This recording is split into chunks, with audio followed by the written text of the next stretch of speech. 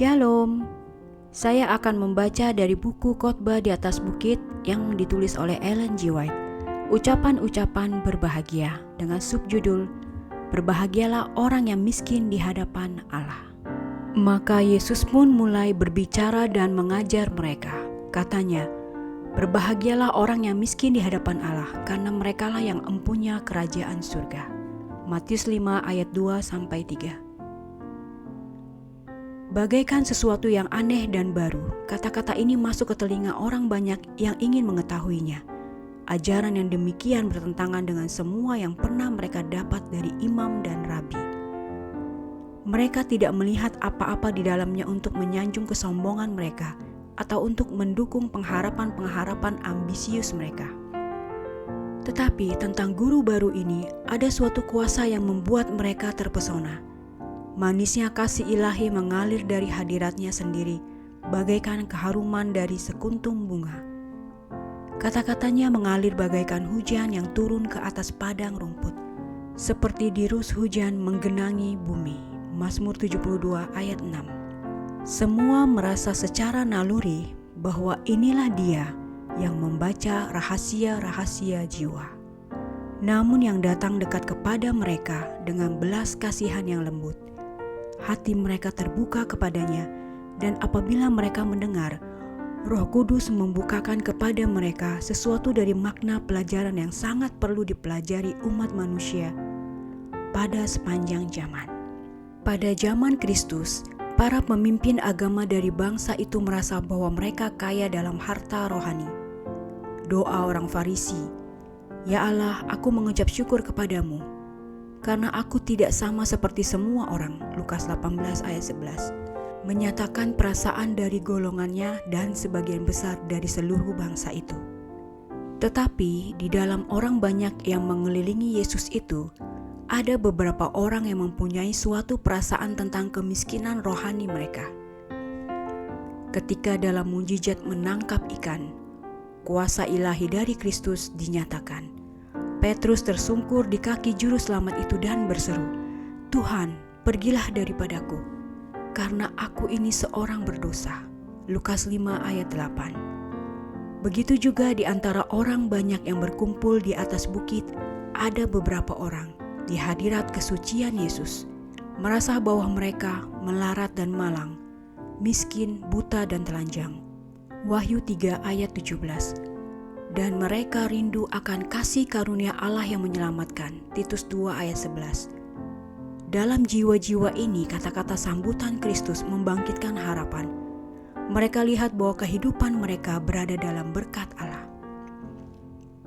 Yesus telah memberikan cawan berkat kepada mereka yang merasa bahwa mereka kaya, dan aku telah memperkaya diriku. Wahyu 3 ayat 17.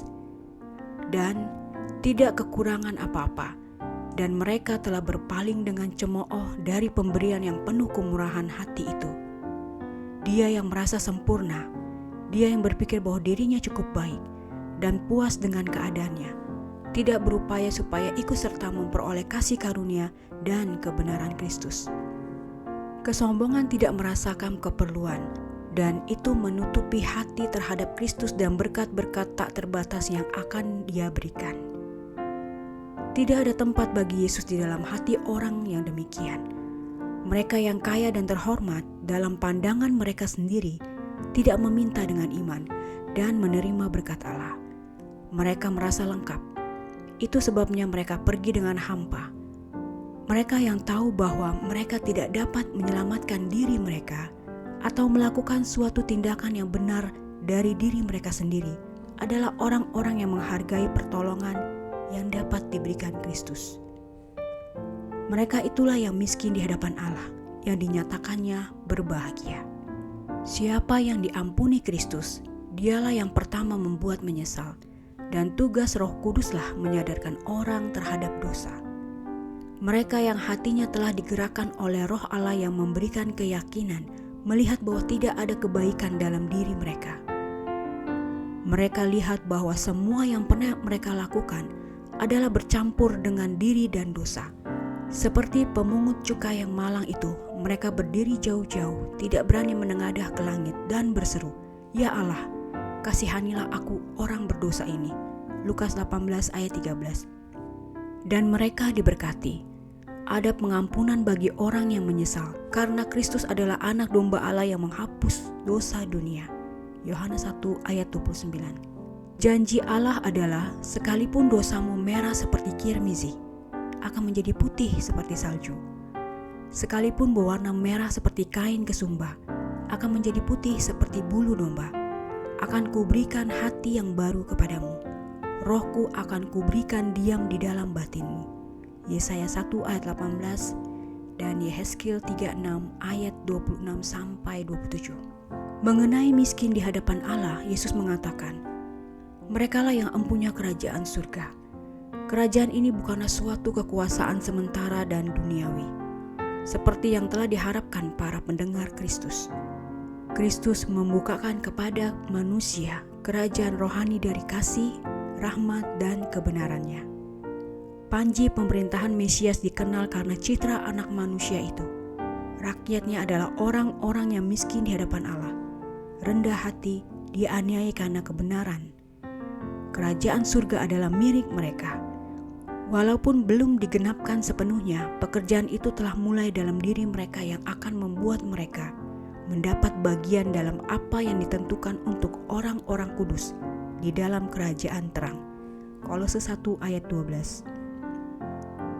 Semua yang merasakan dalamnya kemiskinan jiwa mereka, yang merasa bahwa tidak ada kebaikan dalam diri mereka, boleh mendapat kebenaran dan kekuatan dengan melihat kepada Yesus. Dia mengatakan, marilah kepadaku, semua yang letih lesu dan berbeban berat. Matius 11 ayat 28. Dia tawarkan kepadamu supaya menukarkan kemiskinanmu dengan kekayaan kasih karunia-Nya. Kita tidak layak untuk kasih Allah, tetapi Kristus, jaminan kita adalah layak dan mampu menyelamatkan semua orang yang akan datang kepadanya.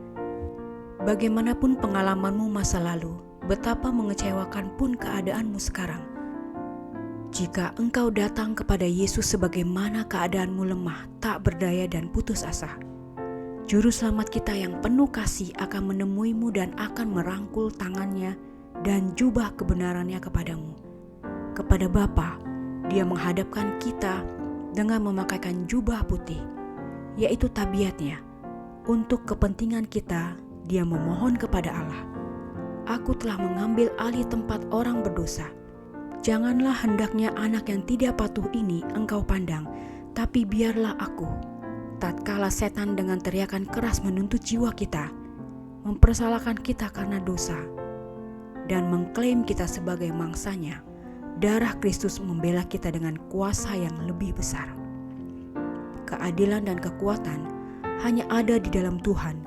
Seluruh keturunan Israel akan nyata benar dan akan bermegah di dalam Tuhan. Yesaya 45 ayat 24 sampai 25.